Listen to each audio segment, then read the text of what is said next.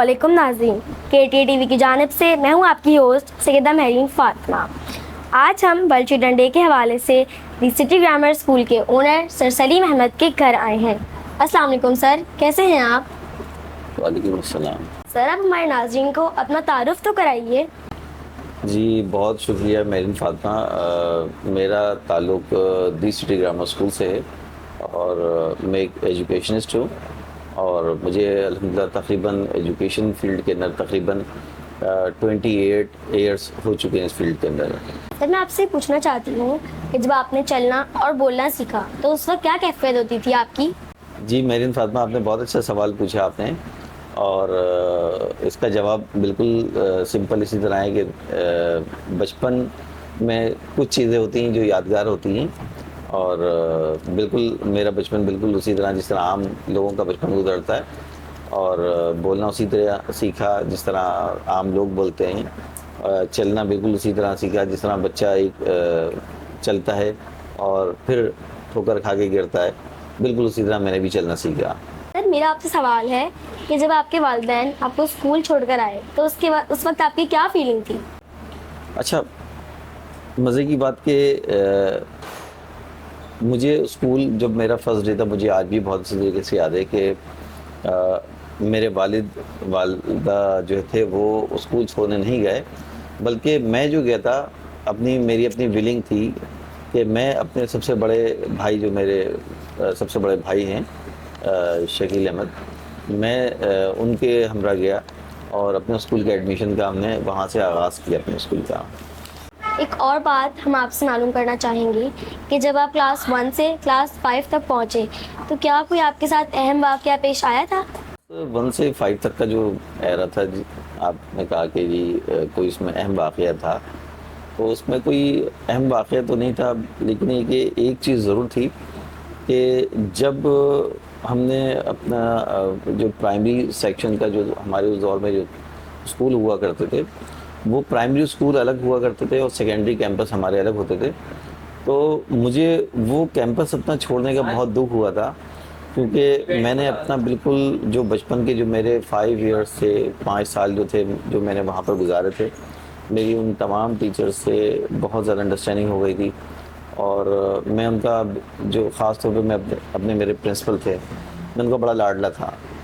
तो उनको छोड़ने का मुझे बड़ा दुख हुआ था और उसमें बाकायदा मैं रोया भी था, मैं बाकायदा। अच्छा, जब आप क्लास 6 तक पहुँचे तो ज़ाहिर है कि आपको अपने मुस्तकबिल की फ़िक्र होना शुरू हो गई होगी, तो आपके जहन में क्या खाका बना अपने मुस्तकबिल के हवाले से? देखिए मैरिन, मैं आपको एक बात बहुत ज़बरदस्त एक बात बताऊं कि क्लास 5 में स्टूडेंट्स हमारे यहाँ पर मामलात ऐसे हैं कि उस दौर में तो खैर बहुत कम ऐसे इदारे हुआ करते थे या ऐसे लोग हुआ करते थे कि वो आपको आगे की जो फील्ड्स जो होती थी वो आपको बताते थे, गाइड करते थे। लेकिन उस दौर में ऐसे मामला नहीं होते थे। उस दौर में चंद डिपार्ट हुआ करते थे, चंद फील्ड्स हुआ करती थी और वो बच्चा जो है वो उसी चीज़ों के उन्हीं प्रोफेशन के नाम जो है वो याद रखता था। ये कहता था कि मुझे बड़े होकर ये बनना है।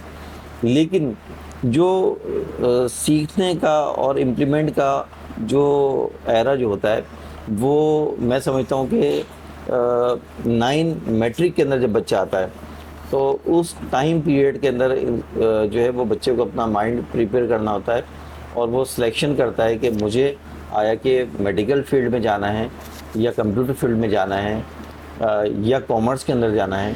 हमारे पास बहुत सारे ऑप्शंस हैं, लेकिन उस दौर में सिर्फ मुझे याद है कि हमारे यहाँ 9 क्लास के अंदर जो है वो सिर्फ बायो की फील्ड हुआ करती थी और आर्ट्स हुआ करता था।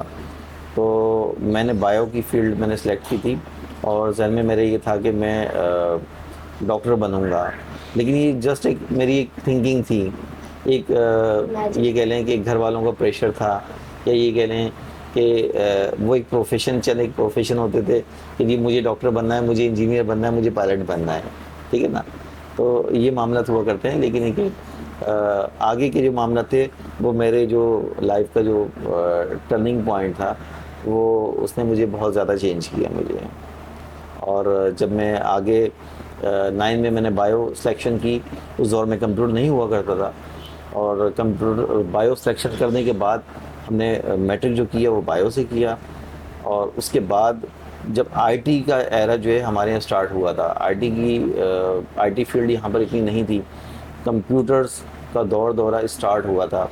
और हमारे स्कूल में भी कंप्यूटर एजुकेशन उस दौर में नहीं थी। और जब कंप्यूटर एजुकेशन स्टार्ट हुई तो उस दौर में फिर एक नई चीज़ सामने आई कि मेरा शौक़ जो था वो बजाय बायोलॉजी की फील्ड में सेलेक्ट करता, तो मुझे आगे जाने के बाद मैंने इंजीनियरिंग फील्ड सेलेक्ट की और कंप्यूटर की तरफ मेरा रुझान जो है वो बढ़ गया। तो मैंने उस फील्ड को जो है वो कंप्यूटर की तरफ मैंने आगे स्पेशलाइजेशन करना शुरू कर दी उसके अंदर। सर आपकी क्वालिफिकेशन की तरफ चलते हैं, आपकी मैट्रिक में क्या परसेंटेज आई थी? जी मेरी परसेंटेज मैट्रिक में जो थी वो 76 थी। और अल्हम्दुलिल्लाह मुझे याद है कि मैं क्लास 1 से अपनी क्लास में जो है वो पोजीशन होल्डर रहा हूँ। और कुछ सालों में मेरी पोजीशन जो है 3rd पोजीशन आई थी। तो उस पर मुझे याद है कि मुझे घर वाले मुझे कहते थे कि 3rd पोजीशन तुम्हारी क्यों आई, 3rd पोजीशन नहीं आनी चाहिए थी। लेकिन मैं हमेशा सेटिस्फाई रहा हूँ कि मैंने जितनी मेहनत की है तो मैं उतना में आया हूँ। और ये जो पोजीशन होल्डर के अंदर जो A+ वाला जो फोबिया है वो मैं लोगों को भी मैं ये कहता हूँ कि वो नहीं होना चाहिए। देखिए जो ग्रेड जो होता है ना वो रैंक जो होता है वो सिर्फ माइनर परसेंटेज से आपका रैंक चेंज हो रहा होता है, ठीक है ना। आपका ग्रेड अच्छा आना चाहिए, लेकिन ये कभी नहीं सोचे कि मैं जो हूँ वो क्लास के अंदर फर्स्ट आ गई हूँ, लेकिन मुझे जो है नंबर मार्क्स 0.5 कम मिले। मुझे 0.5 कम क्यों मिले? आप जितनी मेहनत करेंगी बिल्कुल आपको उसका इतना रिज़ल्ट मिलेगा, लेकिन उसके साथ आपका लक भी काम करता है। बाज़ औक़ात मेरे साथ भी ऐसा हुआ उस दौर में कि मेरे साथ भी 2-3 दफ़ा बैड लक हुआ और मैं फर्स्ट पोजीशन नहीं ला सका। मैं 3rd पोजीशन लाया 1-2 दफ़ा, सेकंड भी पोजीशन आई। और मुझे टीचर जो है वो रिज़ल्ट से पहले ही मुझे बता दिया करते थे। और जो मेरे जो साथ में जो स्टूडेंट्स जैसे जो साथ में फेलोज होते थे वो ये कहते थे भाई फर्स्ट तो आप ही आएंगे, कोई और नहीं ले सकता ये पोजीशन। लेकिन मैं कहता था मुझे नहीं पता कि मेरी पोजीशन क्या आएगी, लेकिन हाँ टीचर्स को मेरे बड़ा भरोसा हुआ करता था। तो टीचर्स एग्ज़ाम से पहले ही कहते थे कि भाई फर्स्ट तो आपने ही आना है, किसी और ने नहीं आना। लेकिन ऐसा भी हुआ है कि उस टाइम सेकंड भी रिज़ल्ट आया और 3rd भी हुआ, लेकिन अल्हम्दुलिल्लाह जितनी मेहनत की उतना रिज़ल्ट मिला मुझे। सर मेरा आपसे आखिरी सवाल है कि आप पाकिस्तान भर के बच्चों को क्या पैगाम देना चाहते हैं?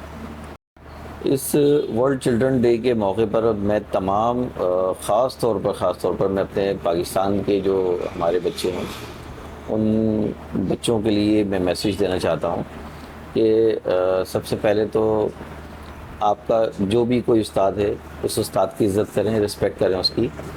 और उसके बाद दूसरा मैसेज ये है कि किसी भी चीज़ का मुकाबला करने के लिए अपने आप को आगे मुस्तकबिल में आगे पहुंचाने में सबसे वाहिद एक हथियार आपका जो है वो तालीम है।